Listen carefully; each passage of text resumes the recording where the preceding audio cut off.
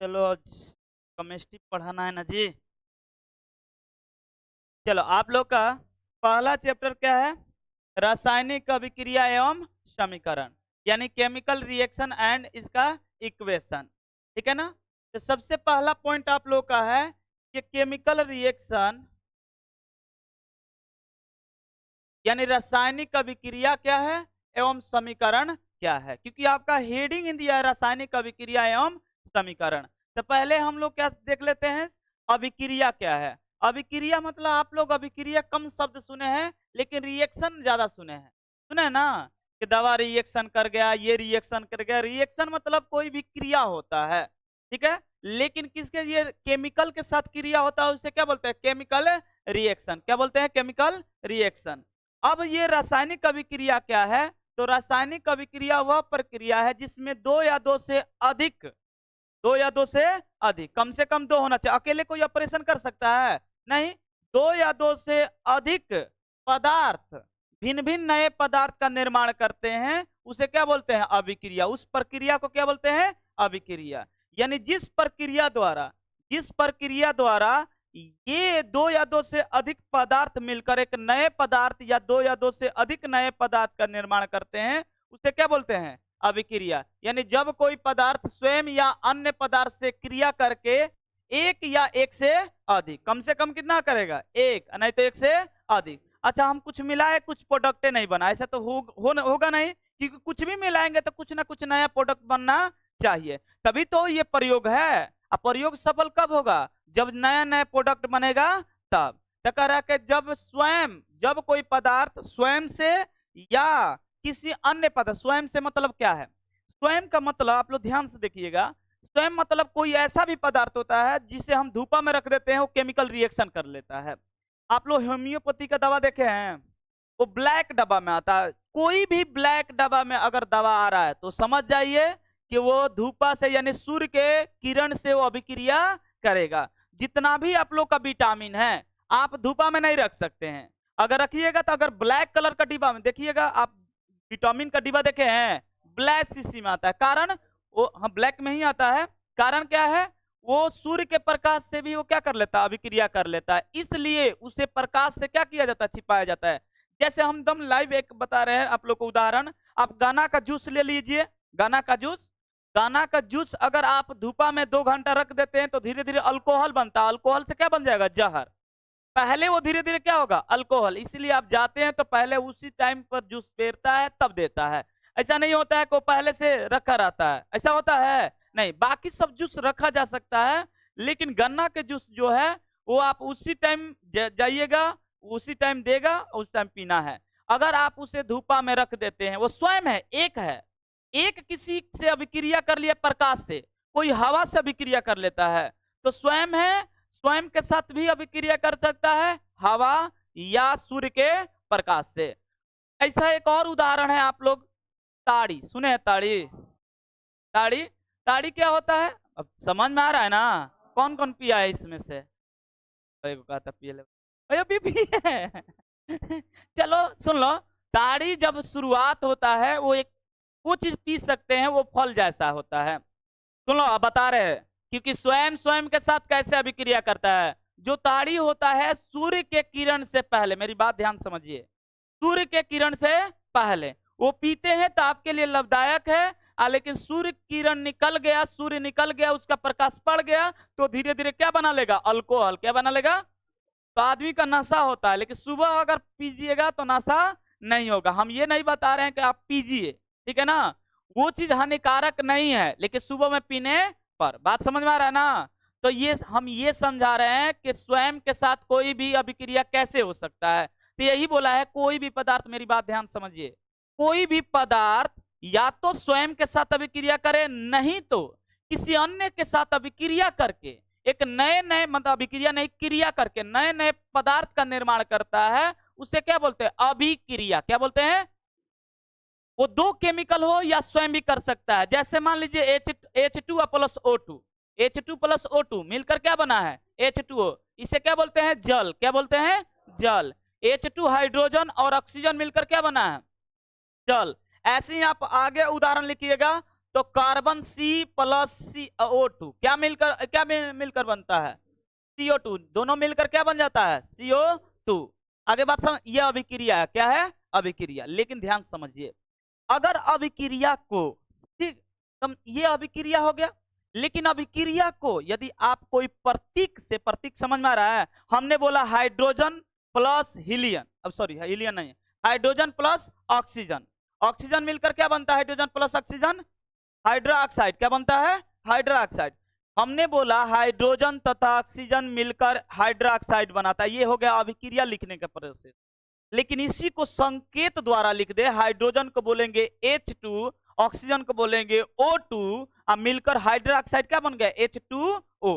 तो ये क्या है? समीकरण है। ये क्या है? समीकरण है। बात समझ में आ रहा है? अभिक्रिया समीकरण में कुछ फर्क नहीं है। अभिक्रिया लैंग्वेज देता है और उसी का संकेत रूप होता है क्या चीज?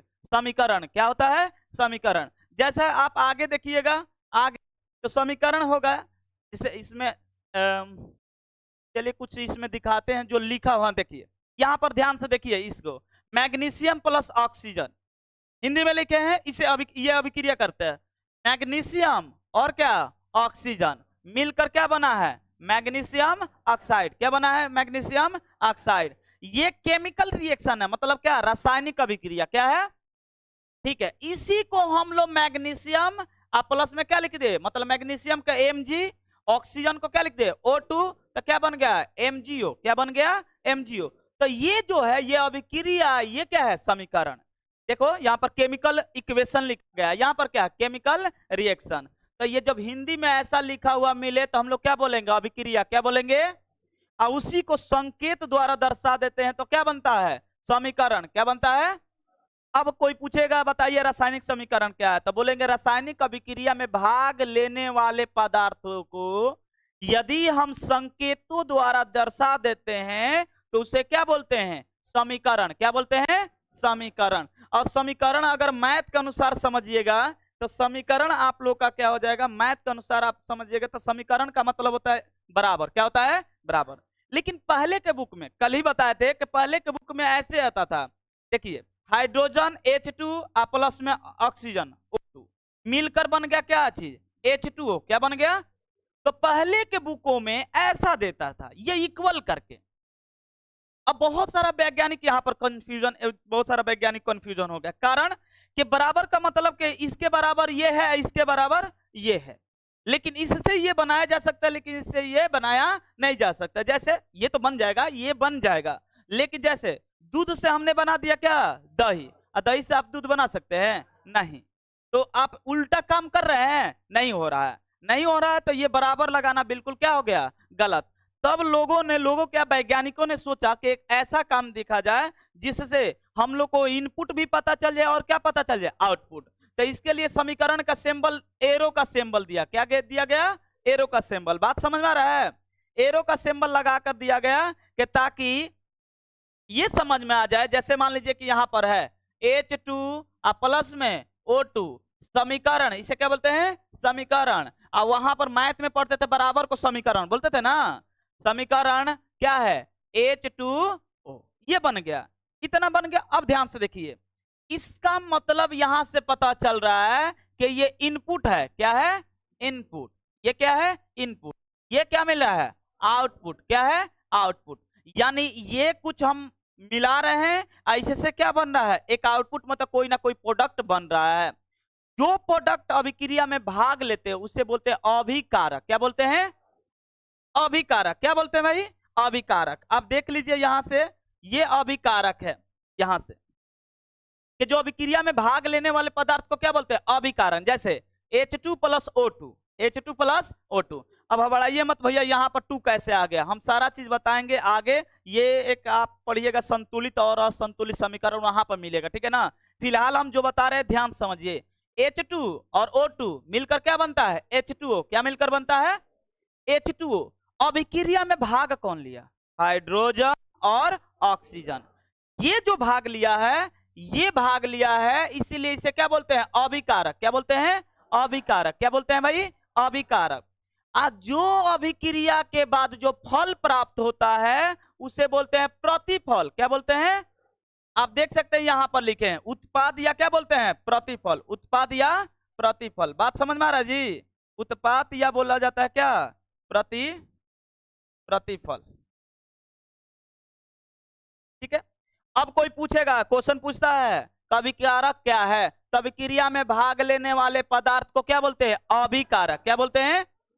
और अभिक्रिया में भाग लेकर कोई नए प्रोडक्ट यानी नए पदार्थ का निर्माण हो जाता है, उसे क्या बोलते हैं प्रतिफल। क्या बोलते हैं?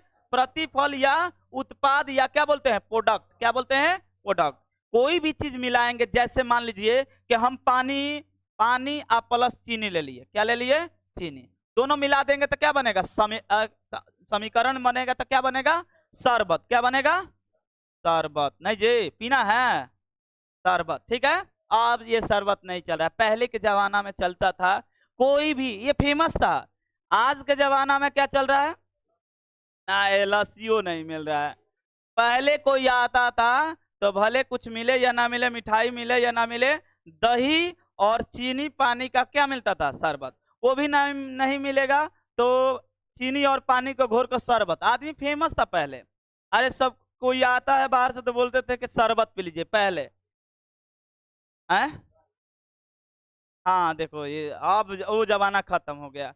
अच्छा एक चीज, हम एक बात बोलेंगे तुम लोग 20 बात बोलेंगे, हम यही मेरा सुनो, तुम लोग का हम नहीं सुनना है गधा कथी का। पहले आदमी लड़कियों का माड़ा वाड़ा होता है ना, कराता था, उस टाइम क्या चलता था बतासा, बतासा फेमस था। और क्या था? ये शरबत। पहले शरबत था। आज के डेट में शरबत मिल रहा है जी?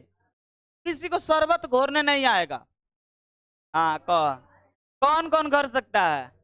हाँ चलो इससे पूछ रहे हैं, इससे पूछ रहे हैं, चलो तुम बता दो कैसे घोरोगे। हाँ तुमको ये 100 लीटर में घोरना है, चुप रहना, ध्यान से देखना। ये भी एक प्रकार का संतृप्त और असंतृप्त नाम सुने हैं, तो इससे डिफिनेशन फाइंड करेगी संतृप्त और असंतृप्त। बताओ कैसे घोरा जाएगा, बताओ। 100 लीटर में घोरना है, बोलो बोलो। है? हाँ ए इगो है, ये बकलो मार दे तो रखे क्या ना। हाँ बोलो। हाँ बंद कर दिया, ठीक हुआ। ये बोली कि एक क्विंटल मतलब 100 केजी पानी लीजिएगा, चीनी 25 किलो डाल दीजिएगा, घोर दीजिएगा, शरबत हो गया। चलो इसका भी बात मान लिया। और कोई इसमें से हाथ उठा है? बकलोली उठ खड़ा हो, तुम ही बताओ, तुम ही को बोल रहे हैं, तुम ही खड़ा हो जाओ, बताओ तो।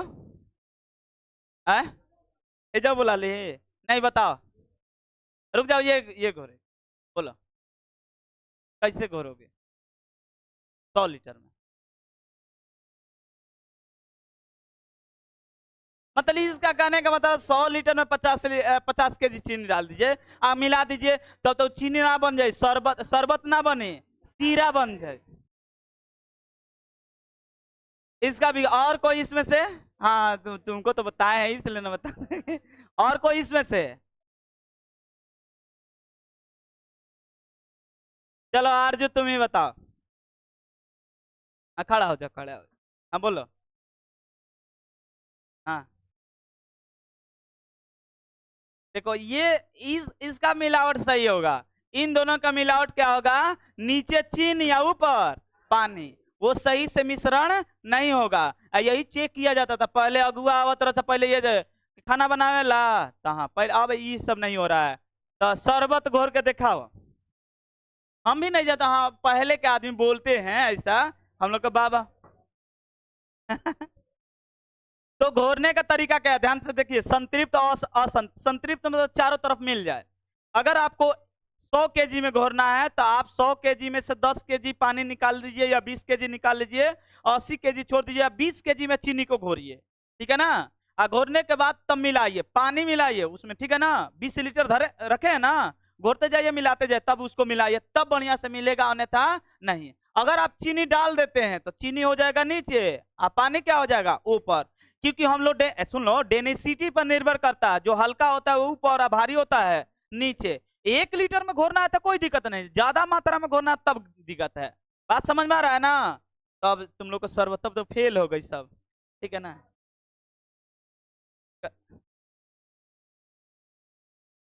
हाँ देखनी ना कितना में 100 लीटर में ये डाल रही है 50 किलो चीनी। हैं? चलो अब ध्यान से देखिए हम क्या बता रहे हैं। हमने बताया अभिकारक, अभिकी जो अच्छा शरबत बना रहे थे तो पानी और चीनी मिलाए थे, ये क्या है? अभिकारक। क्या है? आज जो शरबत बन गया वो क्या है? प्रतिफल। क्या है भाई? प्रतिफल। तो अभिक्रिया में भाग लेने वाले पदार्थ को क्या बोलते हैं? अभिकारक। अभिक्रिया के फल स्वरूप जो फल प्राप्त होता है यानी प्रोडक्ट जो बनता है उसे क्या बोलते हैं? प्रतिफल। क्या बोलते हैं? यानी अभिक्रिया के फल स्वरूप बने नए पदार्थ को क्या कहते हैं? प्रतिफल। क्या बोलते हैं? प्रतिफल। याद रहेगा ना? चलिए आगे पॉइंट क्या है? समीकरण आपका दूर, पहले ये बता देते हैं समीकरण से फायदा क्या है। अभिक्रिया या समीकरण से क्या क्या आपको देखने को मिलेगा। यहाँ पर अभिक्रिया, रासायनिक अभिक्रिया की विशेषता क्या है, ठीक है ना? यानी प्रॉपर्टीज आपको दिखाना है कि इसमें क्या क्या है। अरे यहाँ पर आप, ठीक है, पहला है, आप लोग ध्यान से देखिए, गैसों, इससे पता चल सकता है गैसों का निकलना। दूसरा क्या पता चलेगा? अवक्षेप। भैया ये अवक्षेप क्या है हम बता रहे हैं। अगर अभिक्रिया करते हैं तो कुछ गंदगी, गंदा चीज नीचे या कोई भी प्रोडक्ट नीचे बैठ जाता है, उसे क्या बोलते हैं? अवक्षेप। क्या बोलते हैं? अवक्षेप। जैसे एक उदाहरण बता रहे हैं अवक्षेप कदम बढ़िया। सब कोई, अगर सब कोई नहीं, जो जो पनीर फाड़ा होगा, मतलब दूध को फाड़ कर पनीर बनाया होगा, तो दूध क्या है? एक प्रोडक्ट है, और उसमें अगर हम क्या डाल देते हैं? क्या डालते हैं? मान लो छेना का पानी नहीं है तो क्या डालते हैं? अच्छा नींबू डाल दिए। कोई कोई कहा सेना नमक से नहीं फटता है। तो हम जो बता रहे हैं ध्यान समझिए। आपका दूध हो गया फिटिकरी, फिटिकरी ना, फिटिकरी, हाँ। उसके बाद फिटिकरी, सुन लो, एक हो गया दूध, एक होगा फिटिकरी, दोनों मिला दिए। जब इनको मिला देंगे तो उसमें से छेना फटकर आएगा, आएगा ना? तो वो अवक्षेप है। क्या है? अवक्षेप। तो अवक्षेप का आगे भी डिफिनेशन बताएंगे, फिलहाल थोड़ा थोड़ा बताना है कि अवक्षेप का निर्माण होगा। उसके बाद रंग भी परिवर्तन हो सकता है, नहीं होगा? रंग में परिवर्तन होता है, जब छेना फाटने के बाद कलर अलग हो जाता है, तो रंग में परिवर्तन देखा जा सकता है अभिक्रिया में, ऐसा ही बात है, ठीक है ना? रंग में परिवर्तन हो सकता है, जैसे उदाहरण में बताएंगे। तो आगे आप लोग पढ़िएगा दूसरा चैप्टर में, अम्ल, क्षार और लवण, उसको चेक करने के लिए लिटमस पत्र हम दिखाएंगे लाइव दिखाएंगे, है मेरे पास। लिटमस पत्र का कलर चेंज हो जाता है अभिक्रिया के। अच्छा एक और उदाहरण बता रहे हैं, अगर चूना में, चूना आप ले लिए, घाव कभी होता है ना, तो चूना ले लिया, उसके बाद क्या, हल्दी मिलाइएगा तो कैसा हो जाता है? Red colour. कलर चेंज हुआ ना, तो रंग में परिवर्तन हो जाता है। उसके बाद क्या होता है? अवस्था में परिवर्तन। हाँ, द्रव्य से ठोस भी हो सकता है, ठोस से क्या हो सकता है? द्रव्य, यानी अवस्था में परिवर्तन होगा, हो सकता है अवस्था में परिवर्तन। और क्या होगा? टेम्परेचर, आप में भी परिवर्तन। आप बोलिएगा इसका उदाहरण क्या है, तो सुनिए ध्यान से। अगर आप चूना चूना लेते हैं, अरे पेंट करने के लिए चूना आता है ना, चूना में अगर पानी मिलाइएगा तो उसमें से गरम गरम हवा निकलेगा, अरे भाप निकलता है, वो गर्म होता है, टेम्परेचर, ताप में परिवर्तन हुआ। तो यही बता रहे हैं ताप में भी परिवर्तन होता है। यह अभिक्रिया से इतना हम लोग को लाभ होने वाला है। लेकिन आगे देखिए, आगे आप लोग को समीकरण मिलेगा, तो समीकरण क्या है? अभिक्रिया में भाग लेने वाले पदार्थ को यदि हम संकेत द्वारा दर्शा देते हैं तो उसे क्या बोलते हैं? समीकरण। क्या बोलते हैं? समीकरण। यानी यही किसी रासायनिक अभिक्रिया में भाग लेने वाले पदार्थों के संकेतों एवं सूत्रों की सहायता से उस अभिक्रिया को लिखते हैं तो उसे क्या बोलते हैं? रासायनिक समीकरण। ये बहुत जरूरी है, रासायनिक समीकरण बिल्कुल जरूरी है। क्यों जरूरी है अब बता रहे, ध्यान से देखिए। हमने बोला ऑक्सीजन और हाइड्रोजन मिलाइए क्या बनेगा? जल बनेगा। क्या बनेगा?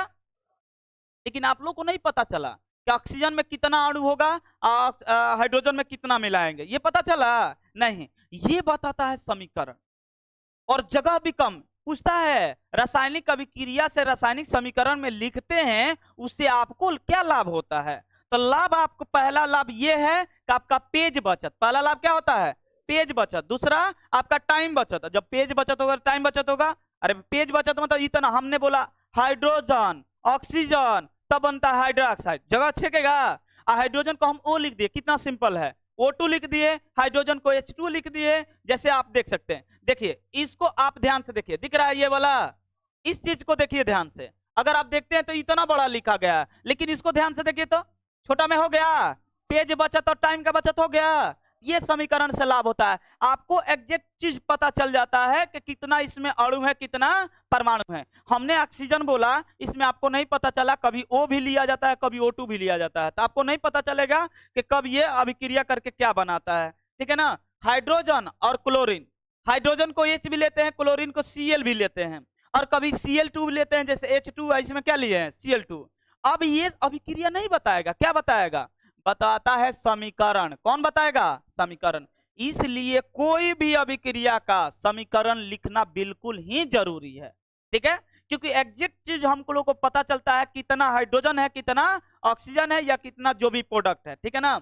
इसमें आप देखिएगा हाइड्रोजन और देखिए H2 और Cl2 मिलकर क्या बनता है, HCl। क्या मिलता है, ये HCl हाइड्रोक्साइड, क्या बोलते हैं इसे, हाइड्रोजन हाइड्रोक्लोरिक बोलते हैं, हाइड्रोजन क्लोराइड लिख दिया है, हाइड्रोक्लोरिक बोलते हैं। अरे ये हम लोग का पेट में पाया जाता है, पता है ना। HCl अम्ल है, बहुत ही तगड़ा अम्ल है, एसिड है। एसिड में हम बताएंगे कि ये सबसे प्रबल अम्ल है। क्या है, क्या लिख दिया, अम्ल, क्या है, अम्ल है, एसिड है, ये सबसे प्रबल है। तो याद रखिए, कुछ कुछ पॉइंट आप लोग नोट्स देंगे तो पॉइंट करके लिखते भी चलिए, ठीक है ना। ये क्या है, HCl को क्या बोलते हैं, हाइड्रोक्लोरिक अम्ल। कौन सा है, हाइड्रोक्लोरिक अम्ल। ये प्रबल अम्ल है, प्रबल मतलब होता है स्ट्रॉन्ग, प्रबल नहीं सुने हैं लेकिन इंग्लिश में स्ट्रॉन्ग सुने हैं, स्ट्रॉन्ग एसिड है। एक होता है वीक एसिड, एक होता है स्ट्रॉन्ग। हम इसको बताएंगे दूसरा चैप्टर अम्ल क्षार और लवण में। तो रासायनिक अभिक्रिया, रासायनिक समीकरण समझ में आया।